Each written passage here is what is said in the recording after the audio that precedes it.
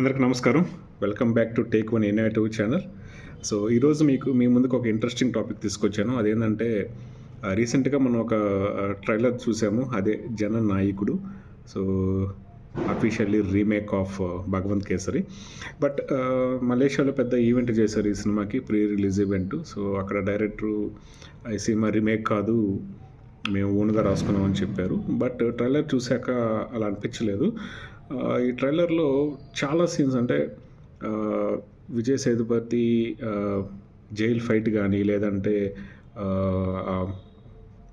Factory fight కానీ, and Mamitha ఈ reactions కానీ, తను మిలిటరీ కోసం ట్రై చేస్తున్న సీన్స్ కానీ ఇవన్నీ చూసుకుంటే భగవంత్ కేసరి సినిమా మక్కి దించేసినట్టు అనిపించింది. బట్ ట్రైలర్ మొత్తం చూశాక నాకు తెలిసి ఫస్ట్ హాఫ్ అంటే భగవంత్ కేసరిలో ఉన్న ఫస్ట్ హాఫ్ సీన్ వరకు, ఇంటర్వెల్ వరకు మక్కి దించేశారు. సెకండ్ హాఫ్ నుంచి వీళ్ళు ఓన్గా రాసుకున్నట్టున్నారు. అంటే ఎలా అంటే ఒక పెద్ద మిలిటరీ గ్యాంగ్ దింపారు ఫైట్ సీన్కి. అండ్ డ్రోన్స్ తోటి ఒక సీన్ చూసాము, అద్భుతంగా ఉంది.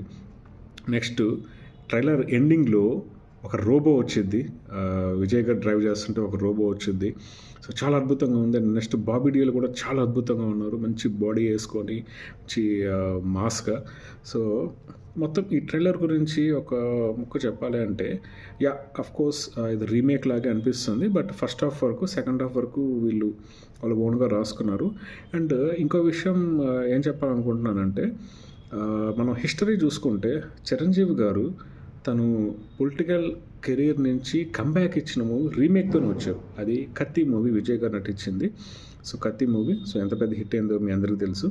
నెక్స్ట్ పవన్ కళ్యాణ్ గారు తన పొలిటికల్ కెరీర్ నుంచి గ్యాప్ తీసుకొని కంబ్యాక్ వచ్చి చేసిన మూవీ వకీల్ సాబ్. అది కూడా హిందీలో తీసిన పింక్ మూవీ రీమేక్.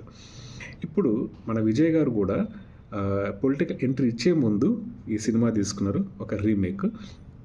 ఇక్కడ మనం ఇంకోటి ఏం గమనించాలి అంటే, సేఫ్ సైడ్ ఆడారు మన హీరోస్ అందరూ. Safe game, okay, safe side or safe game. ఎందుకంటే ఆల్రెడీ హిట్ అయిన మూవీని వీళ్ళు రీమేక్ చేసుకుంటే ఎటువంటి రిస్క్ లేదు. సో ఎలా అయినా హిట్ కొట్టేయచ్చు, అది కంబ్యాక్ అయినా ఎంట్రీకి వెళ్ళేటప్పుడైనా సరే.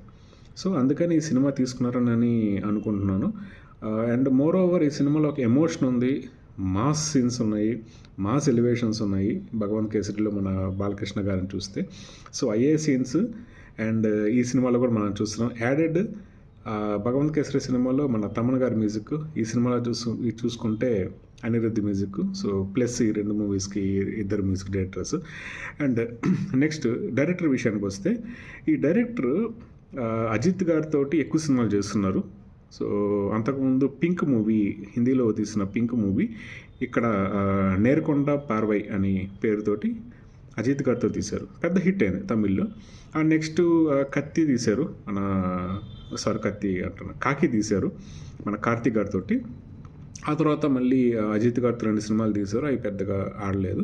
అండ్ నెక్స్ట్ జననాయకుడు ఈ సినిమా. సో మొత్తానికి చూసుకుంటే ఈ సినిమాలో రీమేక్నని మనం పక్కన పెట్టేస్తే, మన విజయ్ గారికి ఇది లాస్ట్ సినిమా పొలిటికల్ ఎంట్రీ ముందు. సో ట్రైలర్ అయితే బాగుంది, రీమేక్ ఇవన్నీ పక్కన పెట్టేసేయండి. ట్రైలర్ అయితే బాగుంది, సినిమా మనం ఎంజాయ్ చేయొచ్చు, మన తమిళ్ కన్నడ ఈ భాషా విభేదం లేకుండా. అండ్ ఈ సినిమా జనవరి 9th రిలీజ్ అవుతుంది. అదే రోజు మన pan India rebel star Rajasaab సినిమా కూడా వస్తుంది. సో రీసెంట్గా రిలీజ్ అయిన కొత్త ట్రైలర్ సినిమా చూసే సినిమాకి చాలా బజ్ వచ్చింది. సినిమా ఖచ్చితంగా షూర్ షాట్ బ్లాక్ బస్టర్ అవుతుంది. సో అదే రోజు జననాయకుడు, రాజాసాబ్ 2 రిలీజ్ అవుతున్నాయి. చూద్దాం ఏ సినిమా ఎక్కువ కలెక్ట్ చేస్తుందో. మామూలుగానే విజయ్ గారి సినిమా ల్యాప్టాప్ వస్తే 450 కోట్లు కలెక్ట్ చేస్తుంది. అలాంటిది పొలిటికల్ ఎంట్రీ లాస్ట్ సినిమా అంటున్నారు, మలేషియాలో పెద్ద ఈవెంట్ చేశారు, పెద్ద పెద్ద డైరెక్టర్లు, తమిళ హీరోస్, ఆయన ఫ్యాన్స్ అందరూ హంగామా చేశారు. ఇంకా ఈ సినిమాకి కలెక్షన్ ఎలా ఉండబోతున్నాయో మీ ఇమాజినేషన్కి వదిలేస్తున్నా. Thank you, bye.